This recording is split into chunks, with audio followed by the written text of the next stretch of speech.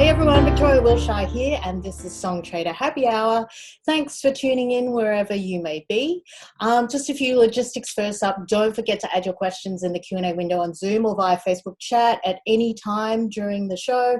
Around the 40-minute mark, we'll get to as many of your questions as we can. A big shout out to Jive PR and Digital. They got me some branded Happy Hour glasses, which you can't see. You probably can't see that, but it says happy hour on there. I think I need to drink some for you to see that. And that's my beautiful Aperol Spritz. So we're going to get to what we came for now, and we're still waiting on Havoc, who was supposed to join us, but we're going to fingers crossed that he's going to join us in a few moments. But let's start with our special guest right now, who is on the West Coast. He is just shy of 40 solo and collaborative releases, working with such names as Snoop Dogg, Kendrick Lamar, will.i.am, DJ Quik, E40, and many others. After signing with Strange Music in 2014, he released 3 albums and completed several national tours. Last year, he returned to his roots, teaming with Ninth Wonder for the highly anticipated release of The Illiad is Dead and The Odyssey is Over. This year saw the revival of the Murs and Slug duo, Felt, and a surprise 4th release, Felt for You. He's broken a Guinness World Record with a 24-hour live rap marathon on Twitch, and I think it was 26 when you finished. That's what I read somewhere. Oh, mind boggles. And he's still putting in the hard yards with his live streams on the gaming platform, 2 hours a day, 6 days a week. Don't know how you do it. He's the founder of the pivotal Paid Dues Festival, earlier collabs as 3 Melancholy Gypsys and the iconic Living Legends paved the way for an unparalleled crash course in indie hip-hop, establishing a critically acclaimed volume of work, including Murs 316, the Ninth Wonder edition, and Murs for President, named from an acronym or backronym, I read, which according to the creator is interchangeably making the universe recognize and submit, or making underground raw shit. Which is just fantastic. We are beyond excited to welcome the legendary Murs. Hello, Murs, and welcome. Hello. So my first question is, are you still planning to run for president? 2032, maybe, possibly, could be. I can't quite vote yet because I'm Australian, but if I can, I'm going to vote for you. Is that okay? Yeah, for sure. Okay. And do you have a, some kind of tagline for your presidency? Ooh, no. I want to wait to see what's hot in 2032. Who knows? Well, you will be.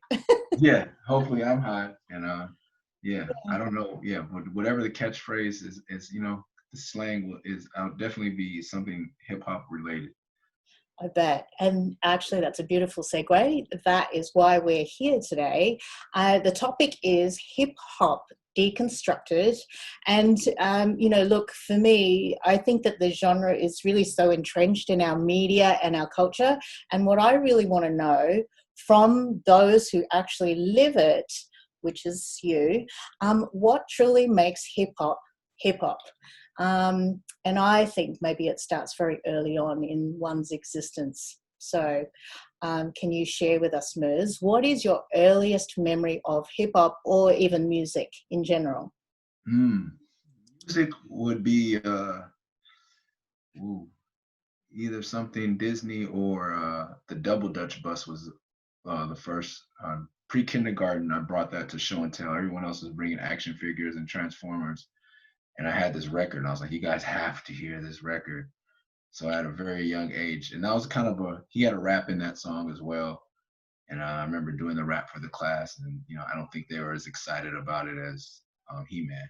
But for me, that's like when it started. And as far as hip hop memories, just seeing people breakdancing in the Adidas tracksuit. So it was like a thing. I told my mom, like, I had to have this. First grade, I had to have an Adidas tracksuit so I could break dance properly, because that's all it took. Yeah, and do you still have that tracksuit?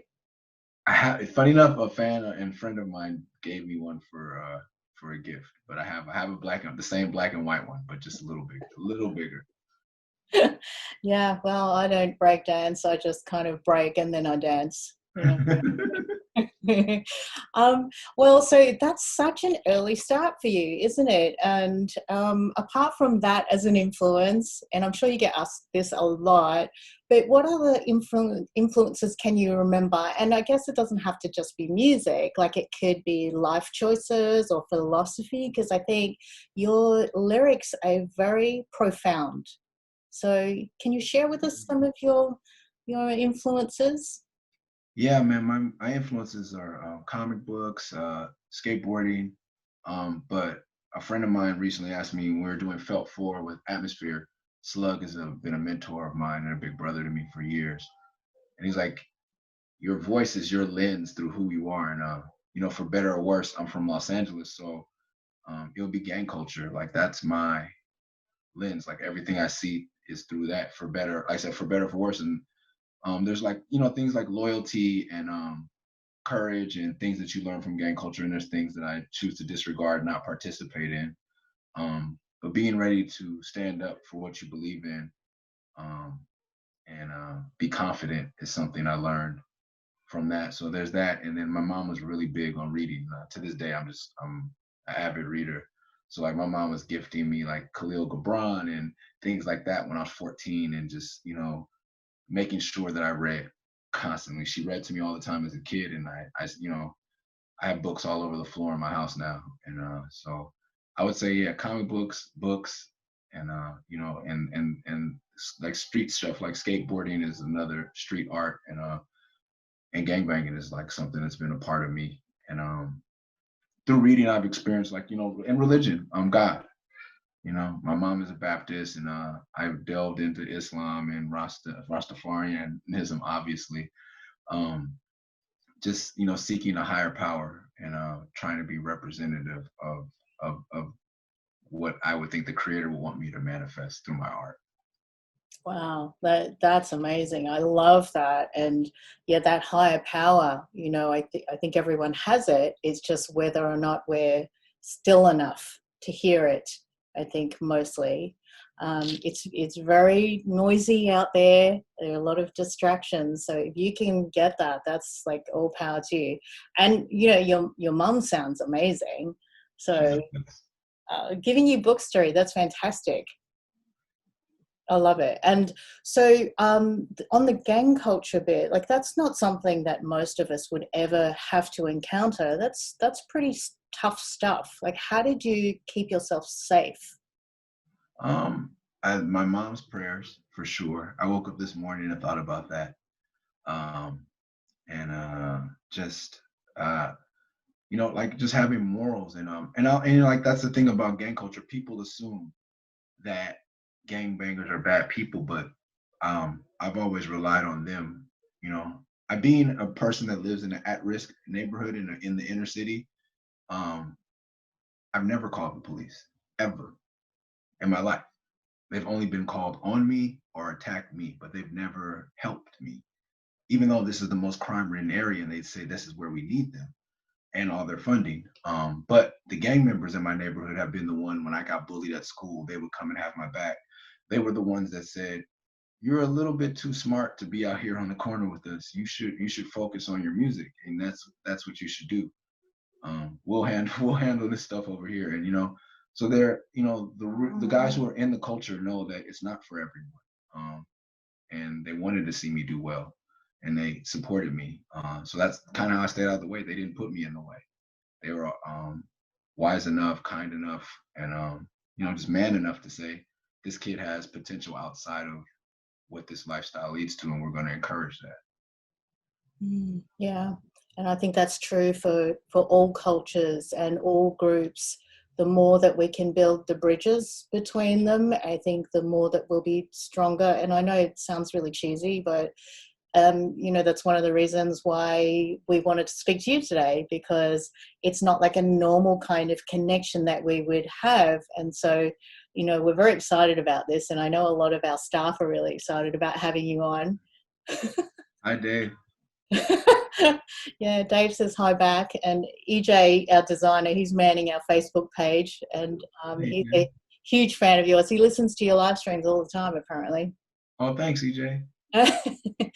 So speaking about environment, one thing that I wanted to ask you, and I know that this is probably pretty obvious, but environment plays a huge part in the way that you shape your creative voice, shall we say.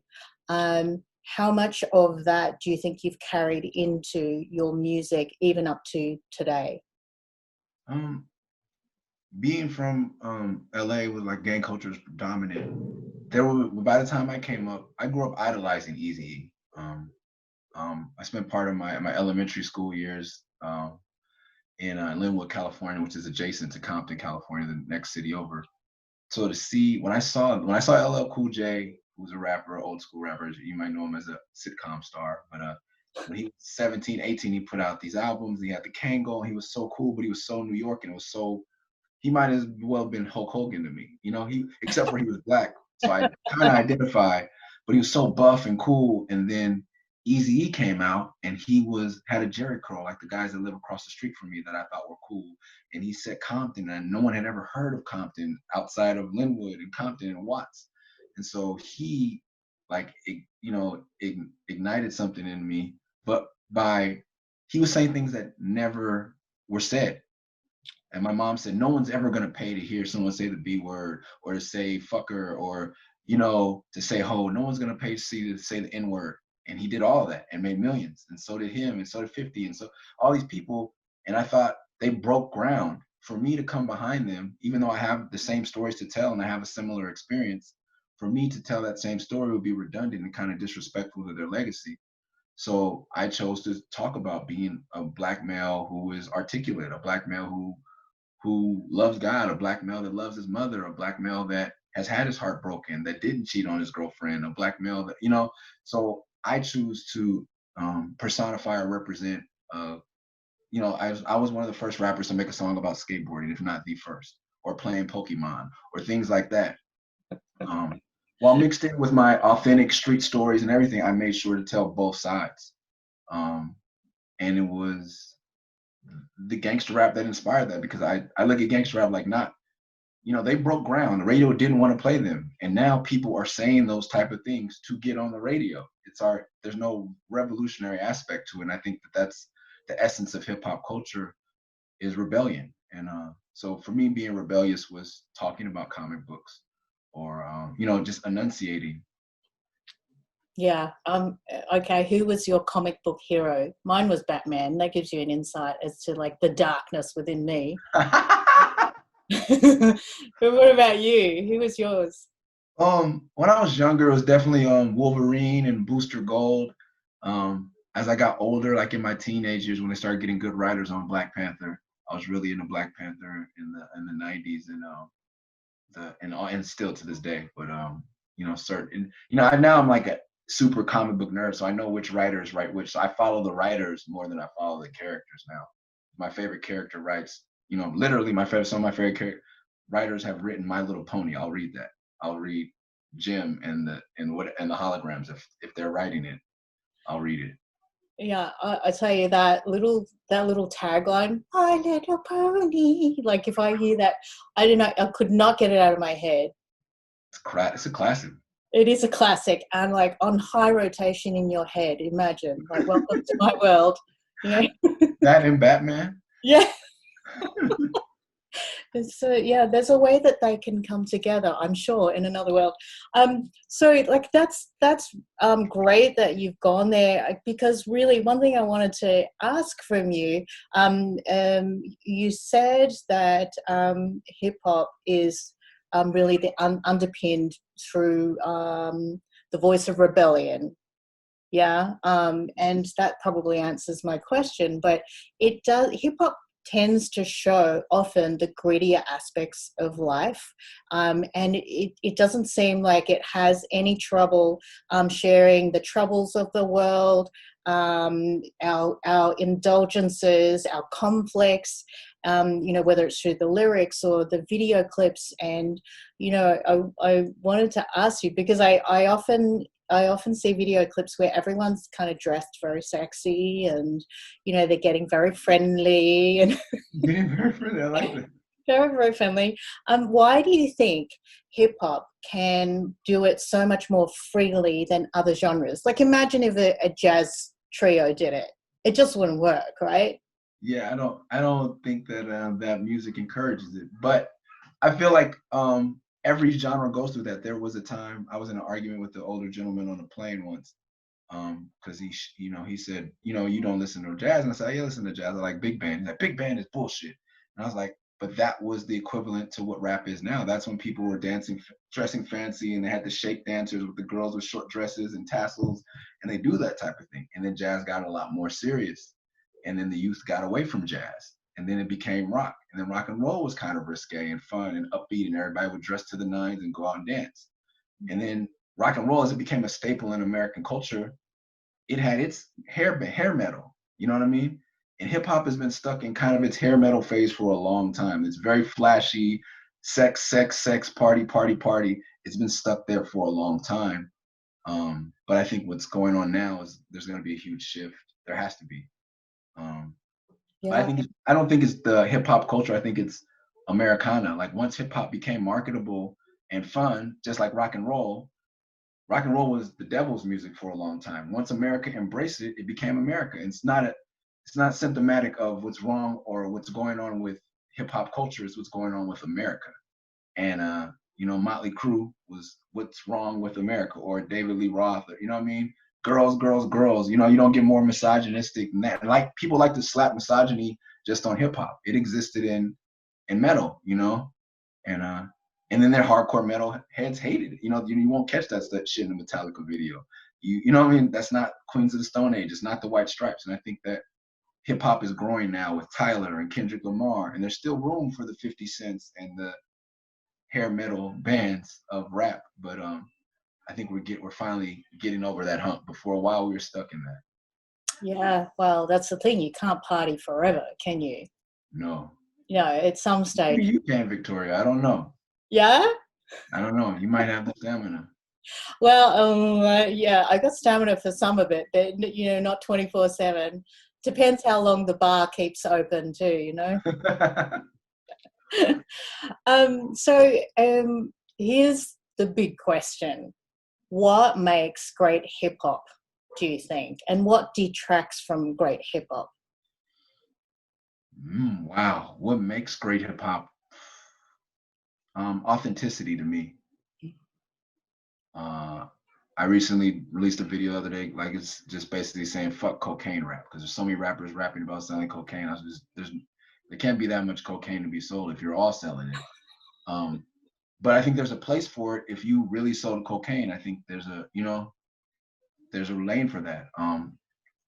I used to do an editorial series for Hip Hop DX, one of the bigger hip hop channels, and they challenged me. Well, I challenged them to let me do a segment on hip hop. And there are people, white rappers in Tennessee and Alabama, who are flying the Confederate flag and rapping. And I had to end it at a hard point. It ruined my honeymoon because I was researching it during my honeymoon. But it made me sick to have to say that there's a place for that, because hip hop is a platform for the disenfranchised, for the unheard. And if you're really living it, as ignorant as that is, I'd be the same kind of asshole that told Eazy-E he couldn't say what was on his mind. So to educate them is my job, and hopefully it changes. But that, to me, that makes good hip hop. Doesn't make it technically good, doesn't make me want to listen to it. But if you're coming from a pure place, even if it's ignorant, for the most part, if it's not hate, because the people I encountered in hip hop weren't hateful, they were just ignorant. I don't think hate has a place in anything, but there are skateboarders now. There's Tyler. There's there's trans rappers. There's every kind of rapper, and I think that there's space for that as long as you're authentic. When you get into manufactured personas, I believe it's pop. Like I don't believe that some artists that are on the radio are hip hop, even though they're rapping. It doesn't make it hip hop. It's pop. And Tyler, for example, he's not rapping on his latest album on Igor, but I feel it's hip hop. because it's based in the 4/4 time and it's based on hip hop music, but he's not rapping. So you can rap and not be hip hop at this point, and you can not rap and still be hip hop to me. There's a fine line, just the authenticity, and if you're doing it for strictly for the money, then I wouldn't label it hip hop. There has to be some type of creative expression, some type of authenticity to what you're doing. Yeah, I completely agree. I love that. And, you know, I always think that tolerance is one thing that helps to cure ignorance. And if there's a little bit more of that around, then we'll probably be a little better with each other. Um, oh, wow. Now I should be clapping you. You're bringing it out in me. Oh, my God. It used to be Batman and My Little Pony. So then if we speak about the authenticity part, because I wanted to dig into that a little bit, from what you're saying is that you kind of have to live it. Yeah, it's not just you know, you can't just buy the latest gear and then watch a video clip and off you go. You're a hip hop artist. Do you agree with that? Oh, for sure. You could be a rapper and you could be a musician and you could be a pop star, but it doesn't make you hip hop. Hip hop is definitely it's a culture. You know what I mean? There's elements to it. There's all types of things that go along with it. And yeah, watching the video and buying the clothes is a start because that's what I did. You know, I saw it on TV. I said I want that Adidas tracksuit, and then I did the work. I'm not, you know, and I'm not I had to listen to MC Hammer first, and I had to listen to Vanilla Ice before I found the core stuff. No one starts out for the most part pure. My children probably will, you know, because I'm inundating them with real hip hop from the beginning. But it doesn't mean they're not gonna like K-pop or, you know, whatever else. That's all influenced by hip hop, and they'll see where it comes from, and hopefully they'll circle back and go on their own journey from there. I'm glad you went there too, because I see you as like a father of hip hop, a father of music, you know, and now you're a real father. Yeah. Yes. And so if your kids said to you, what, how many do you have? Do you have a couple? I have three. Three. Wow, you're busy. So if they came to you and they said, hey, Dad, I want to be a hip hop artist, or I want to be in music and, you know, throw away everything else, what would you say? Oh man, I've mentored kids like that, and my kids will be the same way. I don't care what you want to do, as long as you do it 8 hours a day, and you know about it. You know, with hip hop, it's going to be hard for them because they can't pull one over on me. I'm going to test them and make sure that they're doing it. But if they wanted to be bird watchers or, you know, what is it, an ornithologist, whatever the word is for, you know, skateboarder, I'll build you a ramp in the backyard and you don't have to go to school. We'll do, you know, we'll do 2 hours of academics a day. And then for 6 hours, you get out there and you fall and you ride and you learn, you know, whatever it is, just go all out. So I'm okay with that. My mom wasn't okay with that. Um, and it, you know, caused some hiccups in my life. So I want to be available to, my mom is ultra supportive now, you know what I mean? But in the beginning, it was scary to her. And since I went out there and did it on my own, I know it can be done. So whatever my kids do, I'm going to support it, and to an extent, because I think that my mom not supporting me made me work harder. Uh, so I'll support it to an extent, and then you're on your own. But I'm definitely going to cultivate whatever it is I can find out they love. Yeah, yeah, good for you. Well, I had a very similar experience where, you know, my parents thought I was going to hell because I wanted to be a rock star, you know, but now they're okay. Although Yeah. my dad's in heaven, my mum's good though. So you're telling me too that you're very handy with a hammer. Are you building skateboard ramps in the backyard? I could build a ramp. I don't know how long it'll stand, but in my day, I did. I'm building. I'm gonna build a skateboard with my son soon this weekend. Hopefully, all the parts come in. Yeah, I think that's what skateboarding taught me. You know, like that's like the culture you're talking about that influenced me early. Like when I became an artist and I wanted to be DIY, and like I had to go to Kinko's and copy my cassette covers and cut them out and make them, and then like glue stick this to that, and arts, and like being hands on with it was something I learned from skateboarding. You're not a skater if you can't put together your own deck, you know, or a BMXer. Like I changing my own inner tubes and building my own skateboards and building my own bikes. When I got to music and I was like, oh, I have to do this myself. Oh, I can make a flyer. Let me figure this out. You know, it gives you that initiative. So I definitely want to instill that in my children. And yeah, I think I can fix a couple things. I'm not great. I'm gonna have to call someone to fix the electricity in the kitchen. I can't do that. Oh yeah, everyone out there who's listening, Miss just told me before we hopped on live that he had no power in the kitchen. Your water was shut off. Yeah. And what else happened to you? Anything else? No, the gardener showed up, but he turned off the leaf blower just in time for the interview. So we're good. Yeah, well, we're very happy that you got through all of those trials and tribulations to be with us today. So then if we talk about, some of the media and, just general concepts out in the community, are there any misconceptions about the genre or the culture that you would correct if you could? I try to correct it through my music. But yeah, if I could, rap is not authentic. The rap you hear on the radio is not what is going on in Black communities. If you take a sample of that, you're misled, and I think that's what often happens. And I think a lot of Black children, what I didn't realize until I went on my first tour in, if you could call it a tour, in Europe in 1996. I was tagging along with another group of rappers who had 3 shows. We stayed for 3 months. 3 weeks, sorry, 3 weeks, and we just ran into bars where they were playing rap and grabbed microphones and stood on stage. And I remember selling my cassettes in Cologne, Germany, and a kid asked me, just straight face in his decent English, better than my German, said, "Let me see your gun." I was like, "What?" And I was like, "What are you talking about?" And I was like, "I don't have a gun." "Oh, asshole, asshole. Just show me. Come on, come on. You can show me." And I was like, "You really believe that all Black people from America walk around with guns all the time?" And then I became ultra conscious and aware of the impression we give to the rest of the world via our music, because that 50 Cent video or that Eazy-E video or that Ludacris video may be the only like reflection or sample of Black culture or Black people someone gets. So that's the misconception I would want to change. That, and then some of the most like DJ Quik or E40, some people that I've worked with, I idolized growing up, are great husbands and fathers.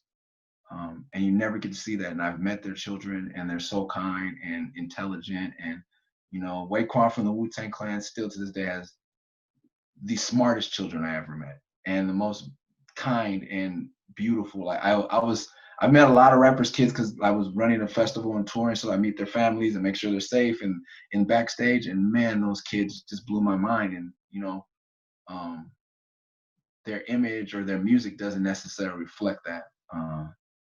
And I think that for the boundaries that those people broke for me, it's time I tried. Like the new Felt album, there's a lot of people, criticize it, or some people praise it for being dad rap, because I'm going to rap about, being married and being a father, because everything else has been done by rap. There's nothing that guys aren't saying except for the good stuff. So to try to get that message out there, but assuming that these men are always partying or always violent, or that's indicator of Black life in America is way off base. Yeah, no. I'm glad you changed that misconception then, at least at that point. I just learned some German this week. Gut, gut, gut, gut, gut, What gut. is that? I think it's just good. Like if someone asks you, yeah, how are you? You just say gut, gut. So if we break it down then to the actual creation, how do you approach? I know there's no formula, but do you have some kind of process where it works for you best, like starting with a beat, maybe, or? Yeah, always. I don't make music, the actual music, so I always start with the producer giving me the beat. When I was younger and I didn't have access to production or musicians, I would start with the words.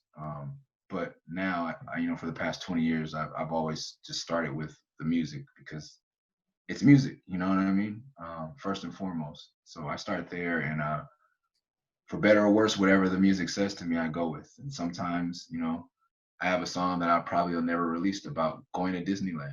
and I had to send it. I was so ashamed to send it to the producer. I was like, man, I know you're probably not really into Disneyland, but I have a whole song about Disneyland.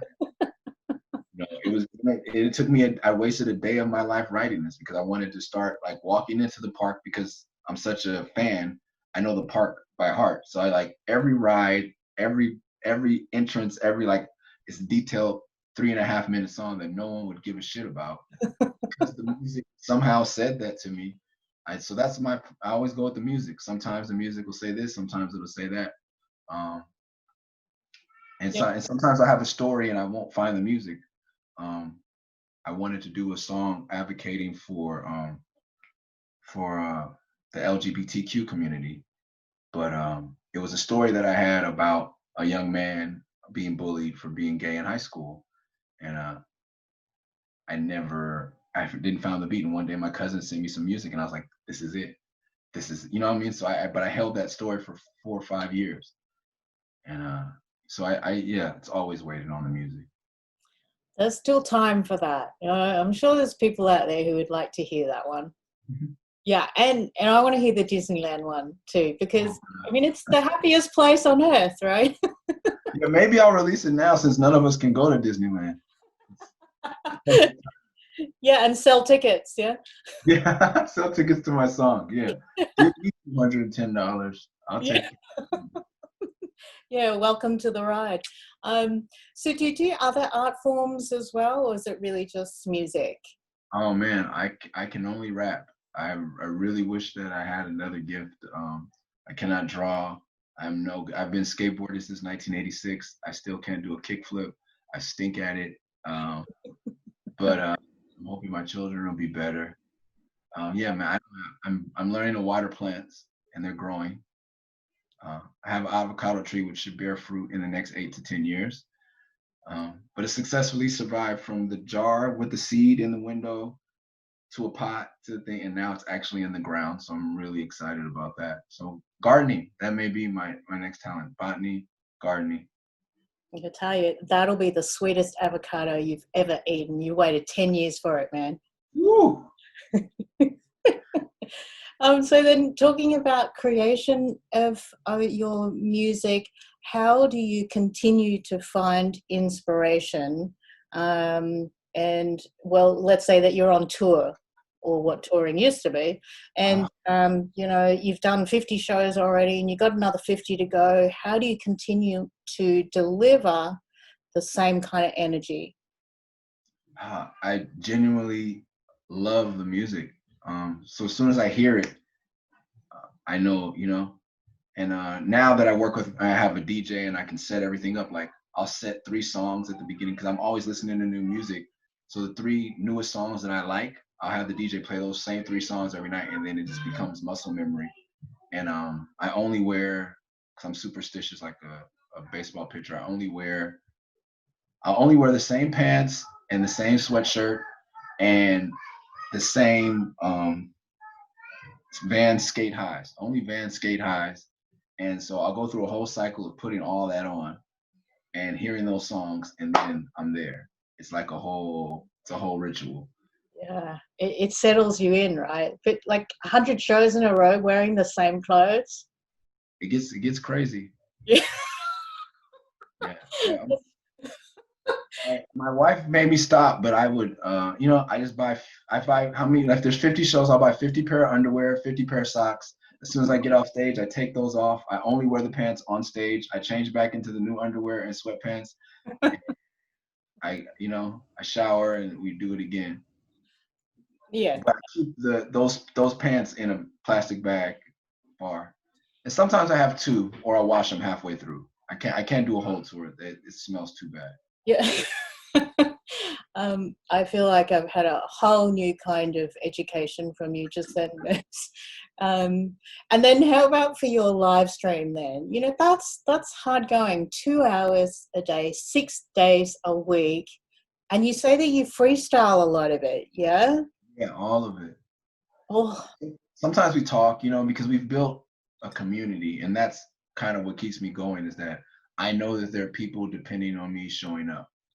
I had some really tragic things happen in my life, and going back on Twitch helped me push through that, because they were, we lost a child and they were there for my wife's whole pregnancy, and she'd be in the background. And, after 40 weeks, they're like, where's the baby? And then I had to come back online like, guys, but it was healthy for me because it helped. And then we have fans or people that subscribe that have cancer. Someone lost their mother, and they're like, my friend lost his father. I've only met this person once on tour, but they tune into Twitch every day. And when I met him in person, they're like, I'm such and such from Twitch. I'm like, oh my God. And then, this year his father passes away, and he logs on every day. The day of his father's funeral, he's online because he expects me to be there, and I expect them to be there. And then when we're freestyling, they're typing words, and I'm just freestyling the words they type. Or sometimes we'll just stop and talk, like, how are you feeling today? And everyone in the chat will type some words of encouragement to whoever needs it. And it's been really, you lose a lot of the toxic stuff that you see in the comments on YouTube and Facebook, because Twitch is real time. And I have people that come in and try to say outlandish things and throw the N-word in there a bunch of times, and I'll be like, okay, you have my attention. Now what do you want to say? And then I've turned some of those people into subscribers. Like this is just a conversation. And now that you got that off your chest, like you said, you greet ignorance with tolerance, and then you usually get a win. So I'm like, hey, okay, that's great. I'm offended. What's wrong? Like, why, or they'll just disappear. So that's what, for that, it is hard. It's hard on my throat and my neck, because I'm doing this for 2 hours. So, but we're all family, so they understand. So some days we'll play Minecraft, or we'll talk, and I'll tell stories, because I've been touring for 24 years. I have, a fuck ton of stories to tell about random things. Yeah, can we hear one? Like, do you have any juicy ones, dare I ask? Oh, I was in no, I'm not gonna tell any juicy. I was in Melbourne.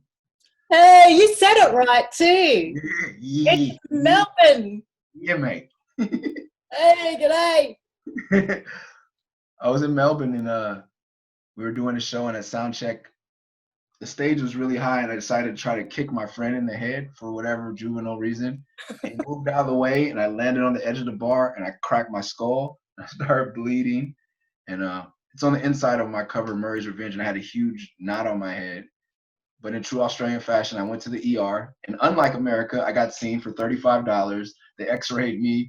I waited 15 minutes, and I was back in time for my show and drinking beer.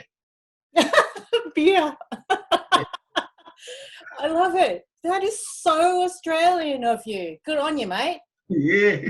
Good on you, mate. Yeah, good on you, mate. Well, so then some tough lessons that you've gone through, seeing as we're talking about tough stuff here. What are some tough lessons you've learned, and then how can others avoid those lessons, maybe?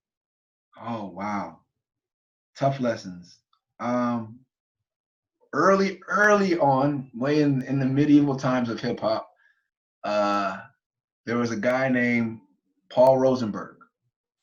He was a lawyer.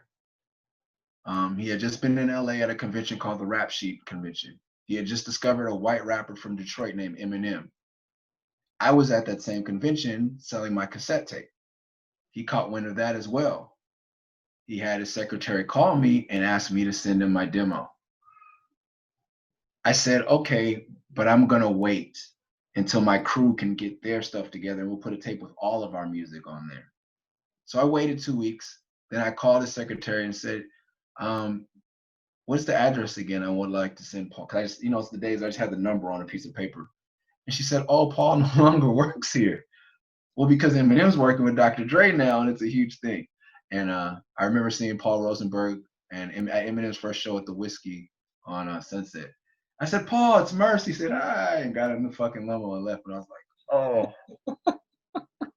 So, never wait for your friends. If you get an opportunity and it's for you, I've always been kind of unsure of myself and self-deprecating. It's in a lot of my music. But it was because of my lack of confidence that I didn't want to take that step without my friend. I could act like it was because I wanted to be inclusive of all my friends, but really I was probably scared. Yeah, that's a great story. And, I agree with you. I don't know how many times that fear has stopped me doing something that really inside I've wanted to do. And then, you get older, you get a lot older, and you look back and you go, hey, if only, you know. So I actually made a little promise to myself that, like I kind of know inside what I want to do, what I want to be when I grow up, whatever that is. But like, if an opportunity comes to me, because they don't come that often, the ones that you really value, take it, you know, just like fumble your way through it, but do it, because Do otherwise, it. yeah, it's gonna like just kind of scar you. You carry it with you, you know. You're never, yeah, yeah.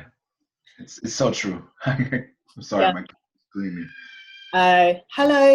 Hello, Miss Kids. Uh, Is it like what is it? Is it dinner time or nap time? No, it's after nap time. It's prime time. Okay. Well, we won't keep you for much longer, and we're very, very close to Q&A time now, which is very Okay. exciting because I think there's a few burning questions out there. But before we get there, you have a release coming out at midnight tonight, Yes. correct? Yes. Yeah. Do you want to just tell us Yeah. about it? I have an album with D1, a rapper from New Orleans, a Christian rapper, and it's called "He's the Christian, I'm the Rapper." It's a album. There's some God, there's some rap, and there's no curse words. Produced by a gentleman named Curtis King, who's an outstanding producer and teacher. He teaches production. All right, so everyone, did you hear that? And what we'll do is we'll drop the pre-sale link into the YouTube video tomorrow, so that you guys go and do yourselves a favor and check it out and get it, because I'm sure it's going to be awesome. Yes. Yes, he's the Christian, I'm the rapper. I love it. Okay, so let's get to some questions. Are you up for this, Miss? Yes, of course. All right, good. And by the way, like there was some debate. Is it Murs or Miss? And we've heard it straight from the man himself. It is. It's Murs, like it with like a purse, just like a man purse. But you are not a man purse. You are a Miss. Yes. Okay, let's have a look now. Okay, our team is feeding some questions to us. So let's get one from our Zoom audience. Marcus Green Sr. Thank you for joining, Marcus. Ms., appreciate your insight, my brother, respect. With the current, do you like that with an Australian accent? It's so authentic. Yeah. With the current climate of the nation, do you think hip hop is heading back to a lyrical art? Hmm. That's always up to the kids on the radio, you know. For me and my friends, we've always been doing it, but I get what you're saying, Marcus. It's not what it once was. I don't know. I think the movement has passed through hip hop.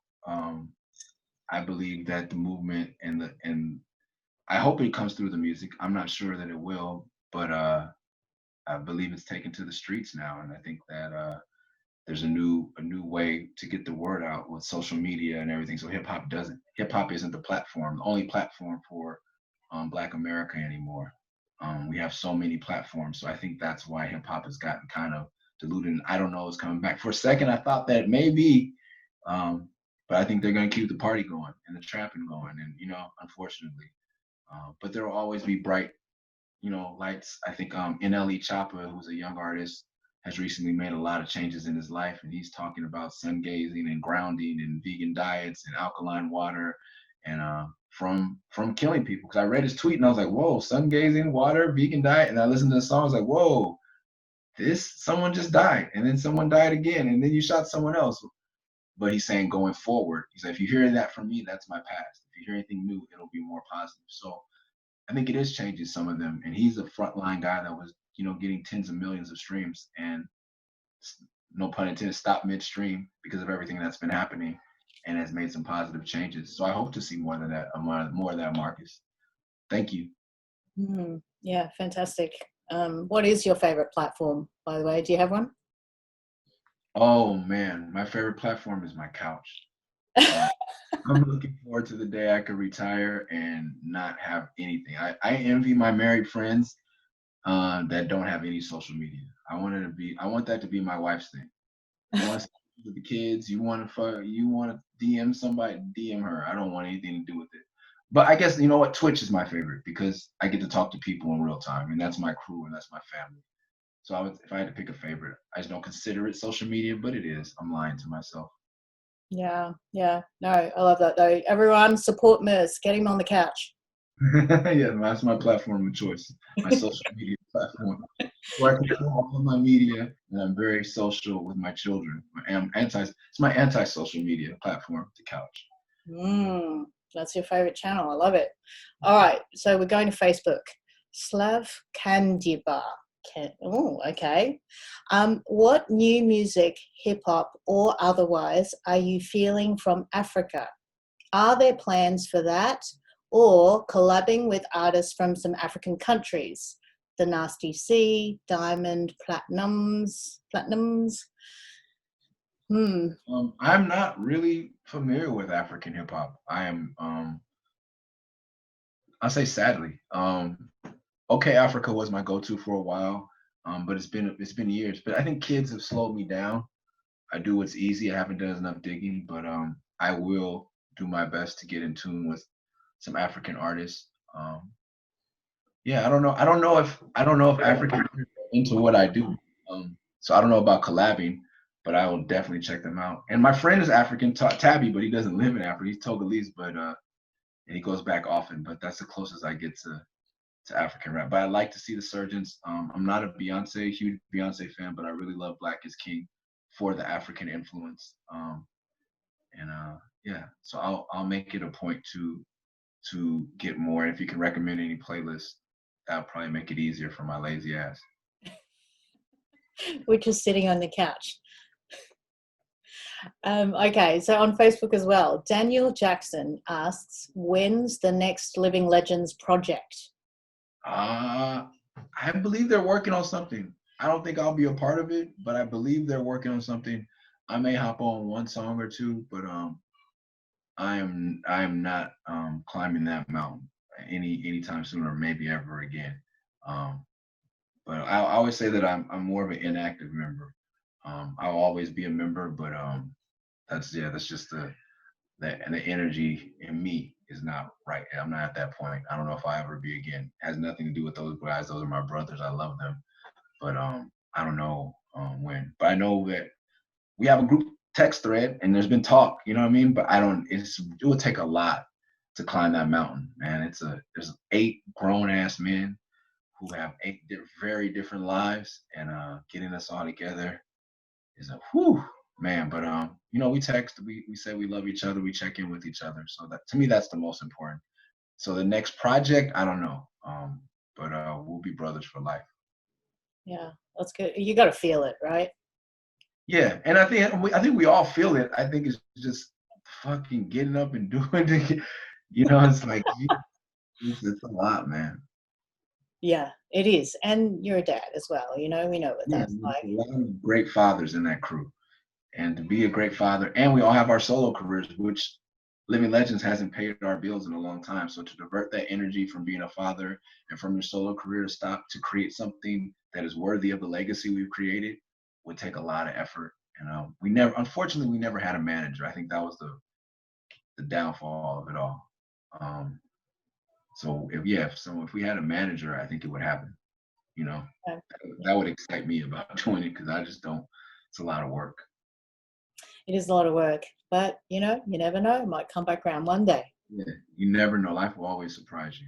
Yeah, God, doesn't it?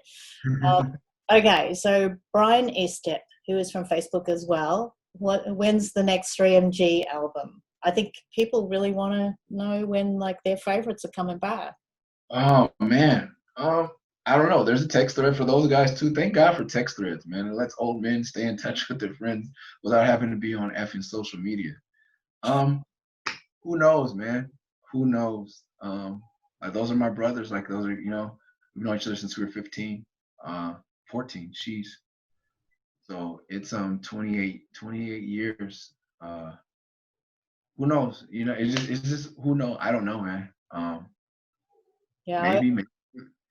I bet you guys got some goss on each other if you've known each other since 14. Man, we go back. But yeah, I think we've all worked together. I've done songs with Scare. I've done songs with Eli. Um, those are the members, other two members of 3MG. You should join my Patreon or his Patreon because those songs appear on there. Me and Eli do a podcast every month on my Patreon. So we're all still in touch. It's just getting together, like I said, getting together and doing music that is worthy of the legacy that we created. Because it sucks when people get back together and do stuff for the money and not for, I want to do something better or just as good as what we were doing. All right, great. Thank you, Brian. So this one's back to Zoom. David McCallum, do you see a fundamental difference between hip hop and trap music, not just in the style and sound, but in the way the music is constructed? I mean, I think it's all in like the signature 4/4 time, even though that the Migos have introduced a rhyming in triplets that's not technically 4/4. I don't see rap is an element of hip hop, and I think trap is still very much hip hop. It's not traditional rap, it's not boom bap, but like we talked about rock, there's a classic rock station, and Kings of Leon is a modern band that makes classic rock, and I think we're going to see more of that, where there are, just Corday makes more traditional rap, but he's 20 years old, but he makes classic rap. These trap kids are still within the genre of hip hop. They're still within the culture. They're just not making traditional boom bap. And I think that's where you get into the delineations. There's trap, there's boom bap. I don't know what the fuck Run the Jewels is doing, but that's something else. You know what I mean? Future hop, whatever you want to call it. There's different sounds because I think Run the Jewels is somewhere in between trap and boom bap hip hop. So I don't, and there's Tyler, and then there's Mac Miller, and there was Lil Peep, and there's just so much within this realm. But I don't think there's a difference in the sound, but it's all still within the culture. I'm not kicking these kids out because they say crazy things, or they mumble their words, or they have colorful hair. I'm not. They're all my kids. They're all my brothers. Like we're still hip hop. The people that are making music just to sell are the ones. Or some people graduate to pop. Ice Cube graduated to pop. You know what I mean? Jay-Z graduated to pop. Kanye went pop a long time ago, But the kids, I want to keep the youth, man. I'm not kicking them out until they get to the point. They're making music. Some of them are making music to make money, but you can tell it's genuine young energy. There's genuine expression. They really fucking believe the silly shit they're saying. And I love that about them, That's just priceless, and I mean that underpins the art. If you really believe what you're doing, then it comes across into your music. And that's the authenticity I was saying, and there's some fake people within that, but I think with Tekashi 6ix9ine, I don't know if you're familiar, but he's a street rapper turned government informant, but he's still walking in that truth. I am astonished. I am disappointed. I am horrified, but at the same time, I'm fascinated that he made this thing. I'm a gangster, went to jail, publicly snitched on all of his friends, admitted it, got out of jail, and is making music now as a snitch. There is a lane, and that's what's beautiful about hip hop. There's Confederate flag rappers, there's snitches rapping. I may not agree with them, but it is authentic as fuck. And this is the world we're living in. So I don't know where hip hop is going, but like I said, even Tekashi, I'm holding on to my family as tight as I can, because once we let it go, then to me that's the end of the culture. So I'm expanding, and I just I don't think there's any room for homophobia. I don't believe there's any room for hate. Rape and the drug abuse is making me sick to death. Because we're actually losing some of these kids before they, but all that said, like, you have to be really extreme for me to say you're not hip hop. Yeah. Bring on the Disneyland rap. That's what I say. Full circle. Yeah, that'll just help it all. I'm convinced of it. It's gonna cure us, Murs. Yeah. Okay, so couple more questions, and then we'll let you get back to your couch with your kids. Eva Susanna Sari, Hello, my question is if you can do a song with a lyric written by others. And I'm sure you do and have done. She might be asking for herself. I try not to rap. I'm not good at rapping other people's lyrics. I've tried it. Unless I'm doing a full-on cover. When I set the world record, I did covers of a lot of well-known rappers.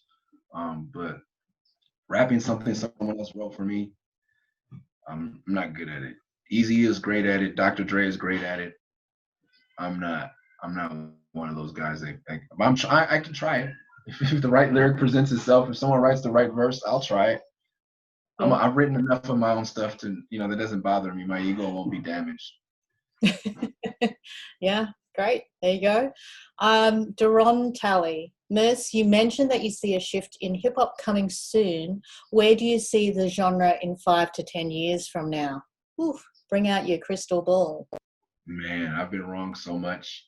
Like I said, for like the Tekashi situation, the 50 Cent, I never thought there'd be one of the biggest rappers of all time would be named 50 Cent. I thought that was a horrible name. I said, this guy, what is he thinking about? And Snoop Doggy Dogg, like who knows, man? I don't know. I don't know. That's why I just say I keep it expanding. I think that I thought, I thought there was going to be a shift because of the BLM movement, but I think the shift is us realizing that hip hop is not the platform for the revolution anymore. You can actually get out in the streets. You can actually go to the polls. You can actually get in the government. You can actually, do a YouTube show where you're just being political. Like it's time. I think our leaders hid within the music for so long because the American government was killing our leaders. So you see Malcolm X die, you see Fred Hampton get murdered by the American government, you see Malcolm X murdered, and now nobody wants to be a leader anymore. But we kind of pulled one over on the CIA. We started making our leaders rappers like Chuck D and Ice Cube, and that instilled the movement, which is now transformed into BLM, and now it's a big movement. And now as you can see, there's no real figurehead, but things are moving and things are changing. I think that's the way it has to be because we've learned that in this country, if a person of color stands up too tall, they'll chop off the head.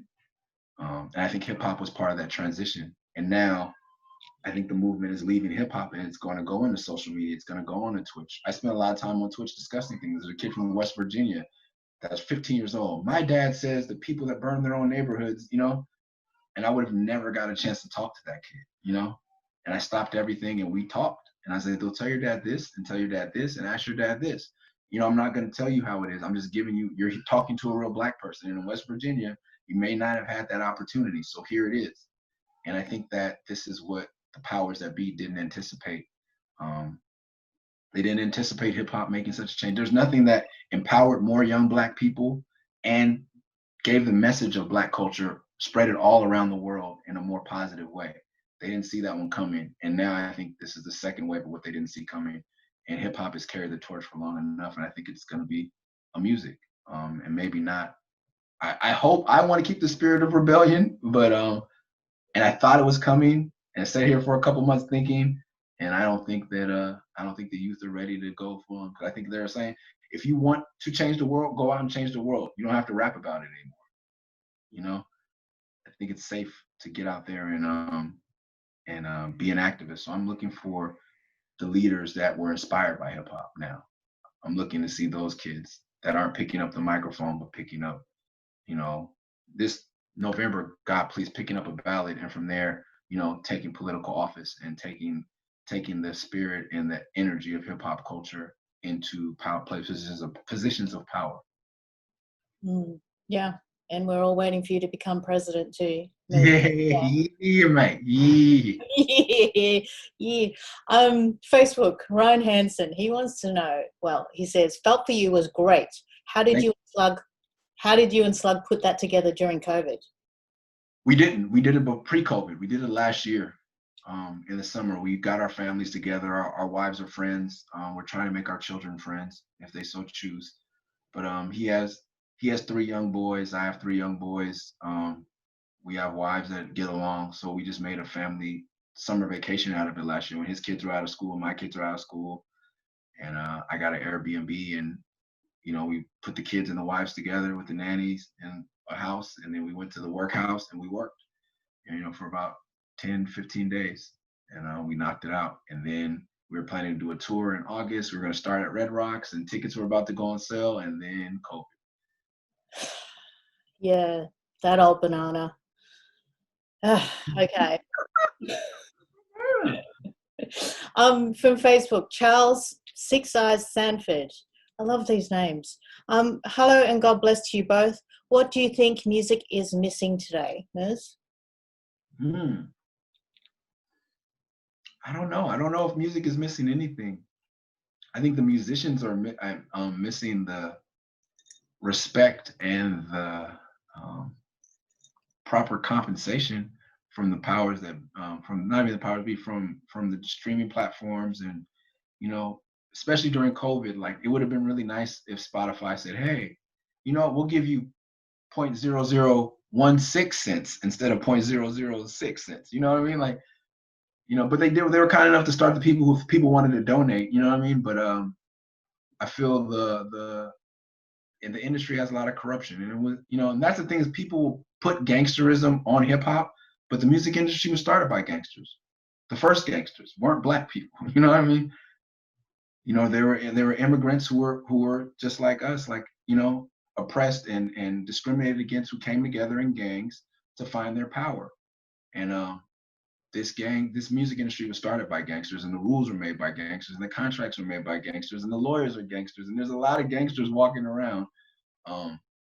So I think that's what music needs right now, is what's missing from music is some equanimity, some equality, some fair play. These contracts are horrible. The streaming rates are not favorable. To me, that's what music is missing. And I think also the music now more than ever. Pre-COVID, I started a program called Ground Waves in Fort Collins, Colorado, and there's a music district. There's a great woman who had a lot of money, and she was kind enough to donate it and build this facility, but not the young people weren't coming in from the hip hop crowd. So I said, we need an open mic, because these kids think that putting music on SoundCloud is putting a record out, and that's not putting a record out. You know what I mean? It's not. So I created an open mic, and I think that's what people need to do, is putting your music in front of people. And unfortunately, because of COVID, that can't happen. But I think that was something I was missing from music, from at least from a lot of hip hop generations, the sense of community.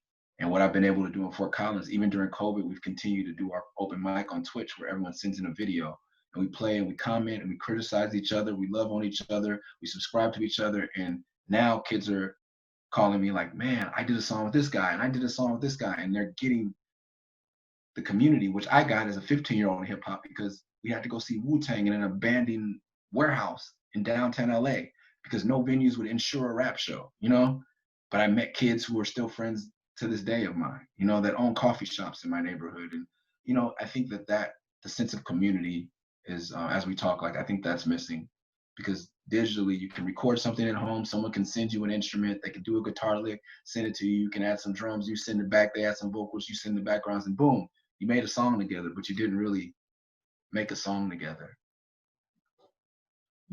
Yeah, great. So let's do one more from Facebook. This is Nutcase Windstunner. Yeah. As far as your foot being in the door, are there other young rappers that you have let through that door? And what advice would you give upcoming artists who want to make rapping a career? Man. Well, yeah, I guess I said a woman, but the woman has a foundation. It's called the Bohemian Foundation in the Music District. TheMusicDistrict.org is their site. I talk to kids about this all the time. No one let me in the door, so I had to force my way in. So when I got in, I did things like I started a festival called Pay Dues, and not taking credit for anyone's rise to success, but that was Nipsey Hussle's first festival. That was Kendrick's first festival, Ab-Soul's first festival, Dom Kennedy's first festival. A lot of Curtis King, Noah James, names you don't know, names you do know. I created a festival, a platform for independent hip hop, because no one would help me and put me on a grand stage. So I created that, and it became the biggest independent hip hop festival in the world for a minute. And it was a platform for a lot of people. to step up on as their journey. Just, Macklemore, like so many people performed on paid dues. So that's what I did. And now with the help of the Music District and the Bohemian Foundation doing Ground Waves, was an idea I came up with, and they're the first entity to sponsor it. I'd like to take it to Arkansas, to Mississippi, to where we just get kids together and get them talking. And, I'll teach you how to count bars. I'll teach you how to, where to find producers, what plugins you need to use. I'll connect you with the right podcast to listen to. So yeah, my suggestion to anyone trying to get into the music is make sure that you're being authentic. Make sure a lot of people want to skip to getting fans. And I always tell people, my mother subscribes to my Patreon. My mother is a subscriber on my Twitch. And but it started because I would just take her phone and do it. I have a podcast out. You download this. I will go to a family function and take everyone's phone and make sure everyone is following me.